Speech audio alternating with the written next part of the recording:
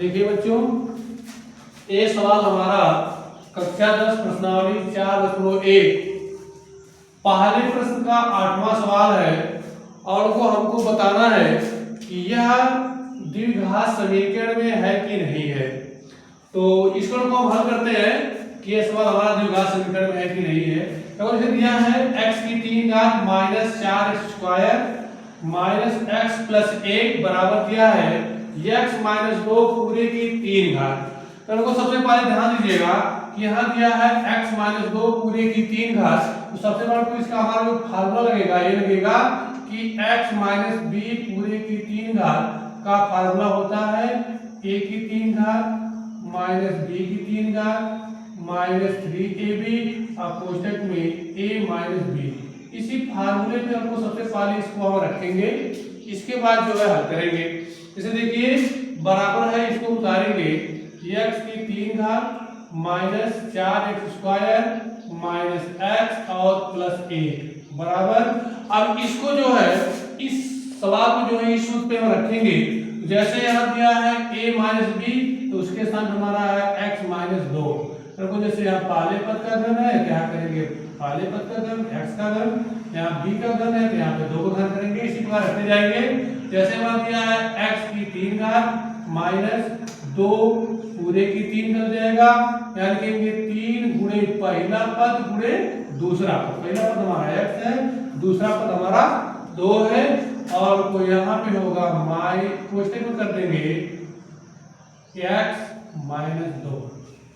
अब देखिए इसको उतार लेंगे, यहाँ लिखेंगे x की 3 घात minus 4x square minus x plus 1। अब देखिए बराबर होगा यहाँ पे x की 3 घात माइनस 2 का घन होगा हमारा 8 और माइनस यहाँ गुणा कर देंगे 3 दूनी 6 हो जाएगा 6x और कोष्टक में x माइनस 2। अब हम क्या करेंगे, इसको तो उतार लेंगे और यहाँ क्या करेंगे माइनस 6x इन दोनों में गुणा करवा देंगे।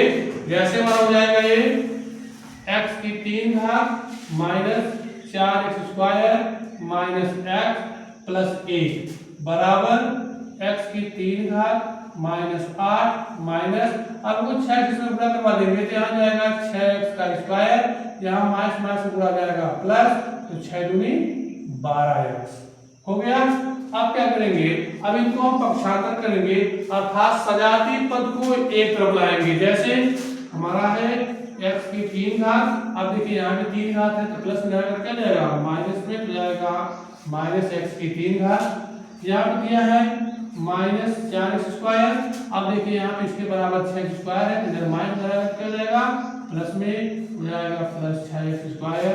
यहाँ दिया है माइनस x, कोई दबाएंगे तो जाएगा हमारा माइनस में माइनस 12x, यहाँ दिया है प्लस 1 और यहाँ है वो माइनस में जाएगा तो हमारा हो जाएगा प्लस में हो जाएगा 1 प्लस 8 बराबर 0।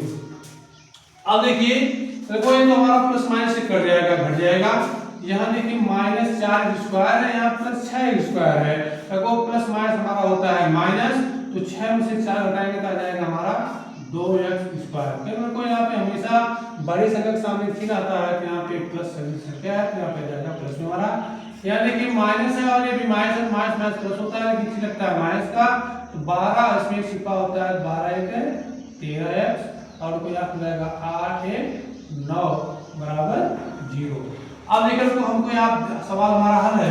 अब देखेंगे कि हमारा द्विघात समीकरण है कि नहीं है।